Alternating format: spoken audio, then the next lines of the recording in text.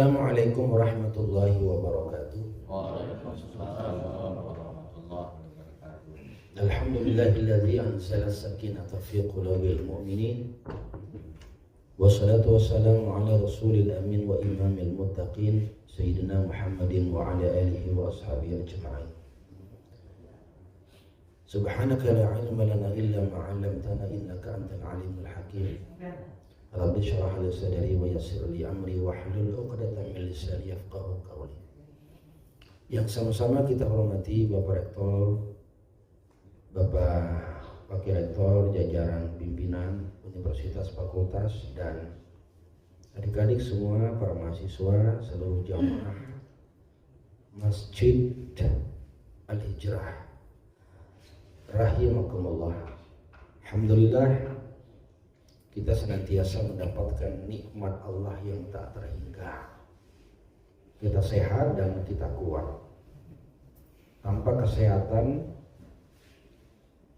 susah untuk kita beribadah. Sehat tapi tidak kuat juga sulit kita melaksanakan kewajiban. Maka kesehatan dan kekuatan. Sehat itu ibarat mahkota kehidupan. As-sihhatu tajud. Dan kesehatan itu tidak bisa dirasakan kecuali oleh orang yang sakit. Jadi yang tidak tahu bagaimana nikmatnya sehat, sakit dulu, baru tahu kayak apa nyamannya sehat itu. Sama dengan orang kaya. Kekayaan itu adalah sebuah kenikmatan yang bisa kita nikmati kalau kita dalam keadaan susah dan miskin. Lalu biasa kita berkata nyamannya orang kaya, nyamannya orang sugih, karena saat itu kita berada dalam kemiskinan. Tapi bagi orang yang kaya tidak bisa merasakan kaya nikmatnya kekayaan. Maka betapa besar nikmat Allah yang Allah berikan kepada kita, kesehatan dan kekuatan. Terlebih lagi adalah nikmat iman dan takwa kita kepada Allah Subhanahu wa ta'ala. Tanpa iman maka amal perbuatan kita tidak bernilai apa-apa. Tanpa ketakwaan kita segala apapun kebaikan kita tidak ada gunanya. Maka dasar suatu amal perbuatan itu bernilai ibadah dan bermanfaat di sisi Allah kalau ada iman di hati dan takwa dalam diri. Karena segala amal perbuatan itu pasti diawali dengan niat kita demi karena untuk Allah. Kalau amal perbuatan kita tidak kita niatkan demi karena untuk Allah, maka tidak ada nilainya di mata Allah. Itulah bedanya apa amal perbuatan baik kita dengan amal perbuatan orang lain selain kita yang bukan beragama Islam. Orang Islam berbuat baik dengan niat karena Allah, Allah balas pahala dan surga. Orang non-Islam, non-Muslim berbuat baik, ya kebaikan hanya untuk kebaikan. Tapi di mata Allah tidak ada nilai dan tidak ada pahala apalagi surga. Kenapa? Karena tidak ada iman, karena demi dan untuk Allah. Innamal a'malu bin niat. Maka niat amal itu harus ada. Nah, kita hari ini subuh ini tentunya niatnya adalah dalam rangka untuk meraih, menambah ilmu, dalam rangka mengenal dan kita bisa merasa lebih dekat kepada Allah Subhanahu wa ta'ala. Maka semoga ini akan diberikan balasan pahala dan ujung-ujungnya adalah surga yang penuh dengan kenikmatan tak terhingga. Rasulullah Shallallahu Alaihi Wasallam mengatakan kalau orang keluar rumah dengan niat mencari ilmu, menambah wawasan, maka malaikat itu akan melebarkan sayapnya. Malaikat itu punya sayap. Hadis Nabi menyatakan seperti itu. Malaikat itu mudah melebarkan sayapnya, maka penuhlah barat dengan timur. Seantero alam penuh dengan sayap malaikat. Kita bisa bayangkan, kita keluar rumah niatnya mencari ilmu, menuntut ilmu, meraih pengetahuan karena demi untuk Allah. Lalu malaikat melebarkan sayapnya memenuhi alam semesta. Artinya kita dalam lindungan. malaikat melindungi kita, dan kita mendapatkan rahmat dari Allah Subhanahu wa taala.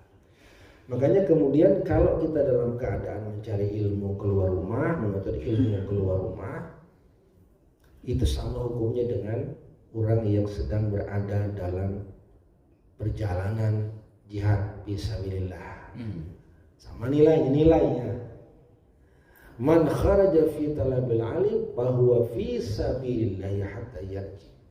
Orang yang keluar rumah niatnya mencari ilmu, meraih ridha Allah, maka nilainya sama dengan orang yang berjuang di jalan Allah. Artinya apa?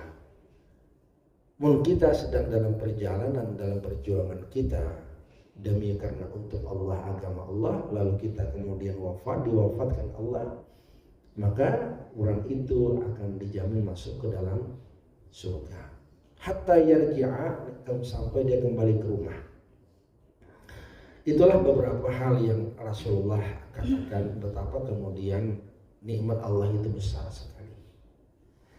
Dan kenapa kemudian Allah itu berikan kenikmatan kepada kita itu, satu, dia tidak terbatas. Seluruh kebutuhan hidup kita ini disiapkan oleh Allah. Mulai dari sandang, pangan, papan, makan, minum, pakaian, dan kebutuhan hidup kita sehari-hari. Semua disediakan di permukaan bumi. Ya, fasilitas bumi, fasilitas lautan, fasilitas udara, dengan segala isinya, wa ma bainahuma, disediakan oleh Allah. Siapa yang bisa menikmati itu? Semuanya, segalanya. Apakah fasilitas bumi ini hanya dinikmati oleh orang-orang Islam? Enggak. Semua manusia berhak menikmati apa yang Allah sediakan di permukaan bumi. Yang Allah sediakan di permukaan bumi ya macam-macam. Makanan, minuman, demikian pula dengan daratan, segala macam sumber laut, baik ikan dan kemudian mutiara dan sebagainya yang bisa diperjualbelikan, Allah berikan untuk manusia. Demikian pula dengan udara, Allah berikan, tak terbatas, tak terhingga, tidak dibatasi. Allah berikan kepada siapapun dia. Allah tidak memandang agama apapun dia, Allah beri fasilitas hidup. Karena apa? Karena kita sama-sama manusia.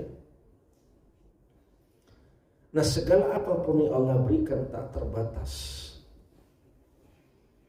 Karena kita hamba Allah sama dalam kemanusiaan dan kebutuhan kemanusiaan. Itulah yang disebut dengan pemberian Allah, karena Allah itu maha pengasih. Itulah yang disebut dengan Rahman Allah. Jadi Rahman itu satu nama atau yang disebut juga dengan sifat Allah yang pengasih. Kasih Allah tak terbatas. Kasih Allah tak terhingga. Tidak dibatasi oleh kelompok golongan, tidak dibatasi oleh waktu. Sepanjang kita hidup di dunia ini, Allah berikan apapun segala kebutuhan kita. Itulah rahmat Allah. Dan itu merupakan hak atau kedaulatan Allah. Allah berkuasa dan kuasa tak terbatas sehingga dia memberikan segala apapun kenikmatan untuk kita. Karena sifat Rahman Allah, pengasih Allah itu merupakan kedaulatan, kekuasaan yang tak terhingga, maka nama Rahman bagi Allah itu hanya hak prerogatif untuk Allah. Sebutan Rahman itu hanya untuk Allah. Maka para ulama mengatakan tidak boleh pun kita bernama Rahman. Boleh, adakah bernama Rahman sih? Adakah? Tidak boleh. Itu sebabnya tambah di depannya Abdurrahman. Nah, itu baru boleh. Kita hamba Allah yang maha pengasih. Jadi kalau Rahman saja tidak boleh, sama dengan Allah. Jadi Allah Rahman itu nama khas, hanya milik Allah, yang tidak boleh digunakan oleh siapapun kecuali dia.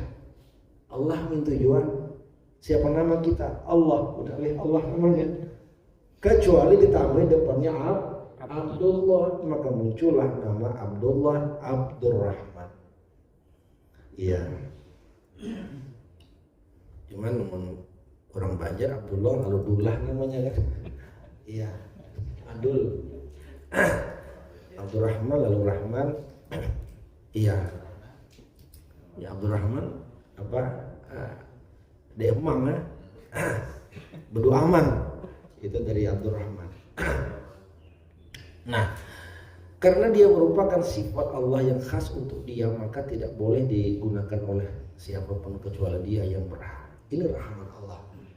Tidak pandang agama, tidak pandang suku, tidak pandang bahasa. Siapapun dia sepanjang dia manusia, bahkan binatang sekalipun Allah beri apa yang disebut dengan rahmat. Awalam yarau ila at-tayri fawqahum safatin wa yaqbidna ma yumsikuhunna illa rahmat. Ujar Allah, tidakkah kau lihati bagaimana burung yang terbang di atas? Yaqbidna, dia itu mengepakkan sayapnya. Burung terbang mengepakkan sayap di udara. Tidak ada yang bisa menahan kalau burung terbang di atas. Yang bisa menahan burung terbang di atas kecuali Allah yang mana? Yang rahman. Ma yumsikuhunna illa rahman. Tidak ada yang bisa mencegah burung terbang di udara kecuali Allah yang rahman. Ini menunjukkan penggunaan kata-kata rahman itu pun diberikan kepada binatang. Jadi kalau binatang itu bisa hidup, rahman Allah. Kalau binatang itu pun bisa makan, makannya banyak, rahman Allah. Kalau binatang itu bisa kawin, rahman Allah. Bukan hanya manusia, tapi juga bahkan binatang. Diberikan semua itu adalah rahman Allah, kasihnya Allah. Karena itu merupakan kasih Allah, kedaulatan Allah, kekuasaan Allah yang tak terhingga. Maka apapun yang Allah berikan kepada kita itu jangan dihina. Jangan dihina. Ya. Misalkan Allah berikan kita sirkulasi siang malam. Ya, panas dingin akibat matahari dengan hujan. Dah datang panas, lalu nyebut, "Dak leh panasnya apa hari ini?" Dalam pandangan ulama, tidak boleh kita menyebut dan seakan-akan kita merasa kecewa dan mengeluarkan kata-kata seakan-akan kita mencela. La tasubud dahar fa inna dahar wallah. Kita jangan mencela masa, jangan mencela waktu. Dan datang panas lalu menyebut panasnya leh, ya kan, menyiksa. Apalagi puasa, dah puasa panas, harinya muncul kata-kata. Tidak boleh kita hina. Panas itu adalah Allah yang menyediakan. Kita tidak tahu di balik panas dan matahari itu betapa besar nikmat Allah. Orang berusaha ikan kering kan dijemur gara-gara panas matahari. Amun di panas macam apa? Ada ikan kering ya. Salah juga panas. Diberi hujan, tidak boleh hujan, banjir nih. Salah juga ulamanya kan. Dan diberi hujan, banjir, ngeluh juga, nyebut juga boleh. Karena boleh jadi orang kesian di kampung, amun dia ada air macam apa, bertepasan segala macam. Jadi banyak nikmat Allah itu. Demikian pula dengan kalau kita miskin, kita tidak boleh menyebut dan mencela kemiskinan kita. Dan kita tidak boleh meristakan diri, meristakan atau menistakan diri dengan kemiskinan. Itu pemberian Allah. Jadi kaya miskin itu pemberian Allah, diberikan itu. Tapi jangan kemudian kita hina, kita cemooh, mengeluh kesah seakan-akan kita mengecam Allah. Ya Allah, kenapa aku miskin? Itu adalah sebuah kenikmatan yang kita tidak tahu hikmah di balik itu. Dan miskin itu kan bukan karena harta, tapi karena perasaan hati. Orang berharta banyak, hatinya kaya, miskin terus, merasa kurang. Ada orang berharta sedikit, tapi hatinya merasa cukup aja, kaya berarti. Jadi ukuran kaya miskin itu bukan pada harta, tapi pada perasaan. Yang penting itu perasaan. Jadi perlu juga mahasiswa meskipun dompet dia ada isinya, tapi rasakan kita kaya. Jadi berjalan tuh pede juga ya kan, meskipun dia ada isinya dompet. Ya rasa itu penting. Ya rasa kaya, padahal dia ada juga isinya dompetnya tuh kan. Demikian pula kalau kita mungkin jelek, ya Allah kenapa aku ini jelek? Jangan dihina, kita tidak boleh menghina kejelekan muka kita, buruk muka yang jelek. Itu Allah berikan nikmat Allah kepada, syukur juga kita bisa muka. Coba dia ada muka, ya. Jangan hina pemberian Allah meskipun itu kita di mata kita sebagai sebuah keburukan atau kejelekan. Dah miskin, jelek pula ya kan, itu parah bener itu kan. Tapi jangan nak dihina. Kita tidak tahu di balik semua itu rahasia Allah begitu besar kepada kita. Apa rahasianya? Dengan segala apa yang Allah berikan, itu adalah sebuah ujian kesabaran. Sabar kita. Adik-adik semua yang dirahmati Allah, itulah rahmat Allah yang tak terbatas kepada siapapun. Tapi dengan catatan, rahmat itu diberikan hanya di dunia ini.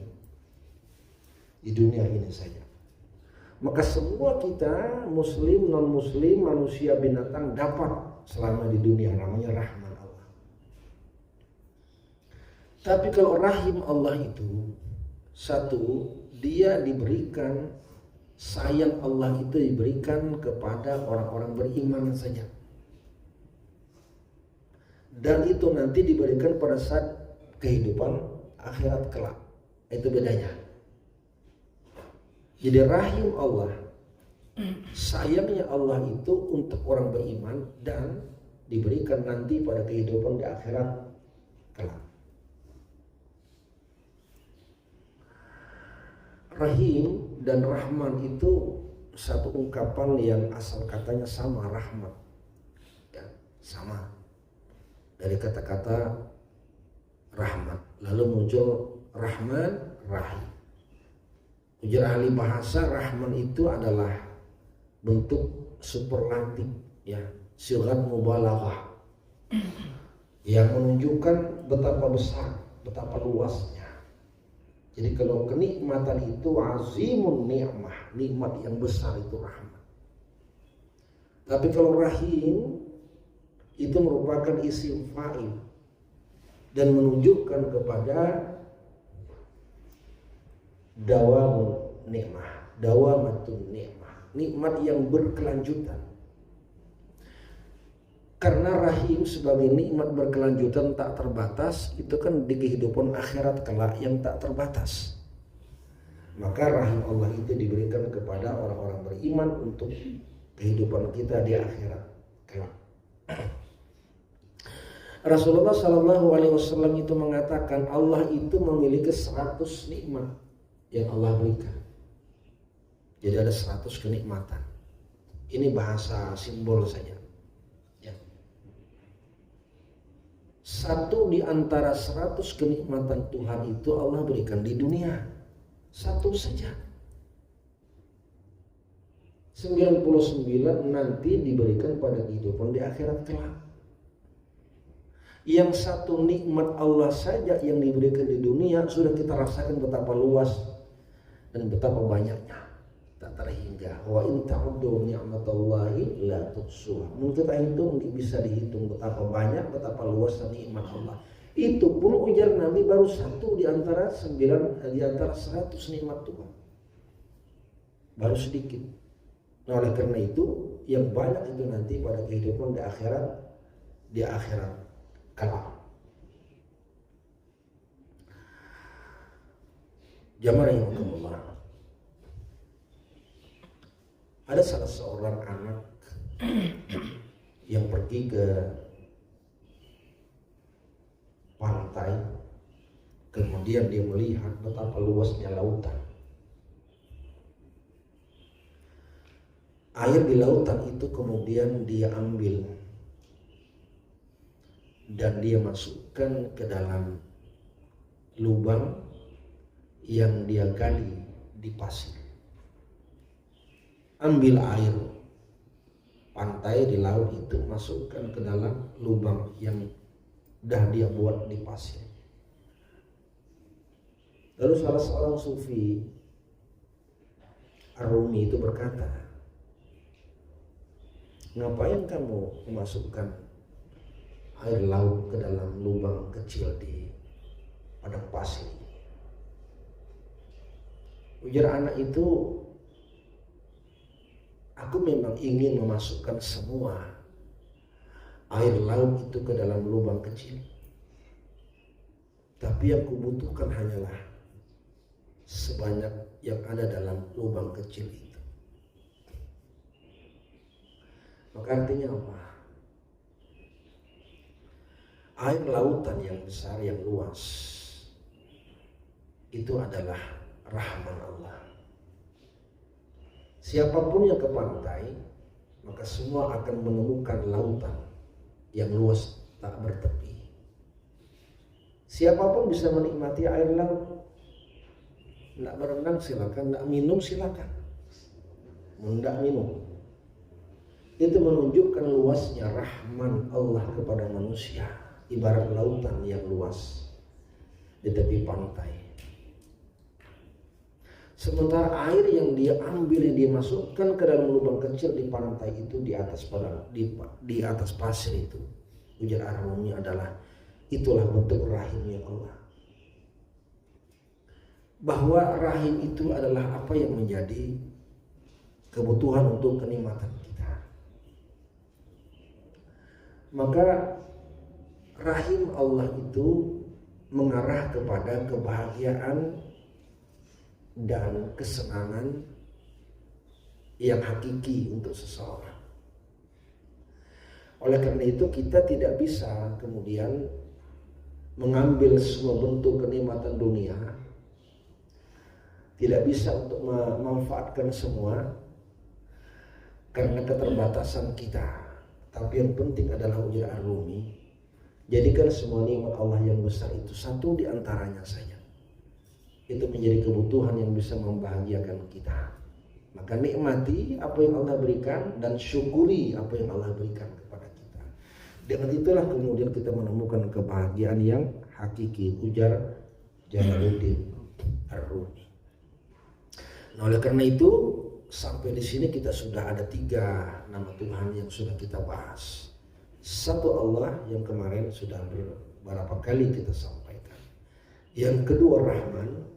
Yang ketiga Rahim. 3 nama Allah ini kata para ulama adalah nama atau sifat atau asma Allah yang paten. Ini paten 3 nih. Allah, Ar-Rahman, Ar-Rahim.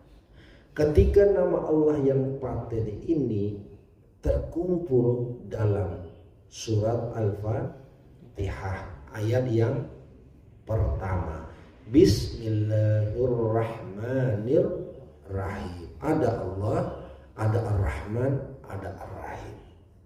Karena nama Allah ini paten yang terdapat dalam surat Al-Fatihah, maka dikatakan surah Al-Fatihah itu adalah inti daripada keseluruhan Al-Quran. Karena paten.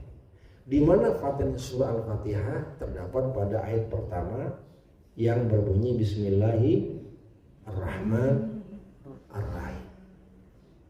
Bahkan ada yang mengatakan kalau Fatihah itu adalah inti Al-Quran, maka inti Fatihah ada pada Bismillahirrahmanirrahim. Itulah kenapa kemudian 3 nama itu jadi satu dalam ayat pertama surat Al-Fatihah. Dan itu menjadi satu di antara ayat yang menurut mazhab Syafi'i wajib dibaca pada saat kita membaca surat Al-Fatihah. Soal nyaring atau tidak itu pilihan saja, tapi wajib dibaca. Man lam yaqra bi Fatihatil Kitab, barang siapa yang tidak membaca Fatihatul Kitab yang di dalamnya adalah basmalah, maka la salata, tidak sah sempurna salatnya. Man lam yubda bi bismillah bahwa abtar, dan kalau siapa yang tidak memulai sesuatu dengan menyebut nama Allah, Allah Ar-Rahman Ar-Rahim, maka sia-sialah segala amal perbuatan kita. Mudah-mudahan ini merupakan nama bagi Allah yang bisa kemudian kita jiwai menjadi bagian dan hiasan diri atau dalam kehidupan kita. Semoga Allah memberikan kekuatan jasmani rohani dan kekuatan iman kita kepadanya.